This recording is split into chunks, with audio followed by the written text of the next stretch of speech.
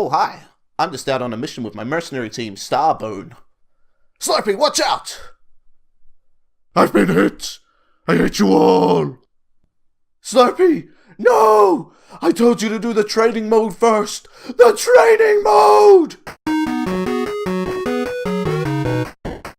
Pew, pew, pew, pew. StarFox 64, or Lilac Wars as it was known in Australia, Europe and New Zealand, is a 3D scrolling shooter for the Nintendo 64 released in 1997.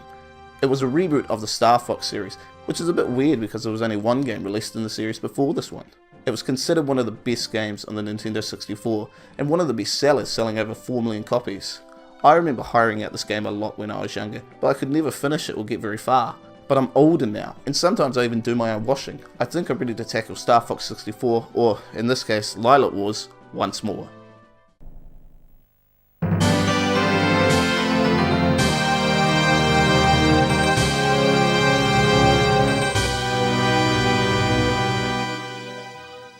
StarFox 64 / Lilac Wars is a space shooting game.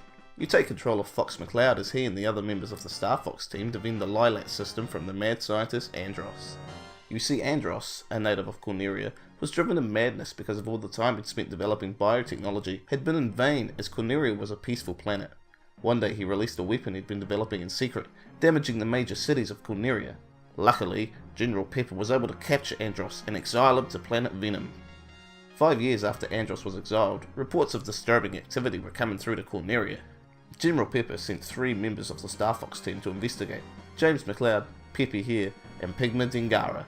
But once they arrived at Venom, Pigma betrayed his teammates and turned them over to Andros. Pepe barely escaped, returning to tell James's son, Fox, the fate of his father.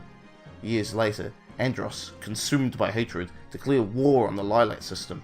Slowly, he's taking control of planet after planet as he approaches Corneria. General Pepper knows the Corneria army can't take Andros on alone, and gets the help of the new StarFox team, because that worked really well the first time. The new StarFox team consists of Fox McCloud, James McCloud's son, Falco Lambrati, a quick-tempered and cocky badass, Pepe here, a member of the previous StarFox team, and Slippy Toad, a great mechanic but not the best flyer. Also, everyone hates him. In StarFox 64 / Lilac Wars, you fly your R-Wing, shooting down enemies as you go. There are many things you can do with the R-Wing. You can fly up, down, left and right. You can shoot with the A button and throw and detonate bombs with the B button.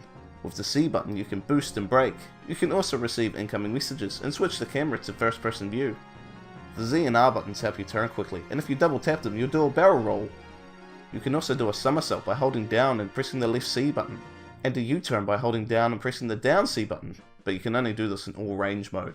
There are 2 different types of playstyles in this game: on-rail shooter type gameplay and dogfight type gameplay in all range mode. In this mode you can go anywhere within the arena and do all the same moves and the U-turn. The controls can be quite intimidating at first, so the game offers a training mode.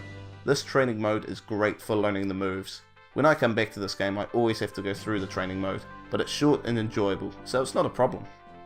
StarFox 64 / Lilac Wars isn't a long game. You only play through 7 levels to reach the end, but you are really trying to achieve the highest score you can. The game is branching paths, so the game does have replay value.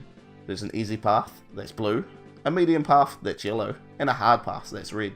If you just make it to the end of a level, you'll follow the easy path, but if you do certain objectives, like flying under arches or shooting a certain number of enemies, you'll go down a more difficult path. During each level, you'll grab items like bombs or laser upgrades. If you go through silver rings, you'll recover some health, and if you go through 3 gold rings, you'll increase your health bar. Some levels also see you take control of a tank or a submarine, but I didn't find these as fun as flying the R-Wing. The game controls really well. The only problem is the Nintendo 64 joystick. You need a good controller with a good joystick. I had to play this with a third-party controller, as my original Nintendo 64 controller joysticks aren't in the best condition for this type of game. The game is also compatible with the Rumble Pack. In fact, this game was bundled with the Rumble Pack when it was released. The Rumble Pack works really well, and I'd recommend playing with it if you can find one. The game looks good for a 1997 game. The characters look like puppets, which makes sense as they were inspired by the puppets from the Thunderbirds TV show. I had some problems with not being able to see enemies too far in the distance, but in 1997, that's what games were like. I enjoyed the music, but you can't really hear it with all the sounds going on. The game also has full voice acting, which is actually quite good, except for Slippy. You can also switch the language from English to Lilat, but I found this annoying, as they were just making noises. And I was forced to read. Read! Something else I didn't like about this game is you can't save. I know there's only 7 levels you need to get through, but sometimes I want to break or got frustrated with a level and wanted to stop. But if I turned it off, I had to start from the start again. But then if you could save your progress, it would take away the challenge, so I can sort of understand it not being there, but I still want it. During the adventure, you run into the Starwolf team, Andross's minions, led by Wolf. You know Wolf is a bad guy, so he has an eye patch. You face off against them in a dogfight, flying around, shooting them down. They are a hard team to take down, but it is fun.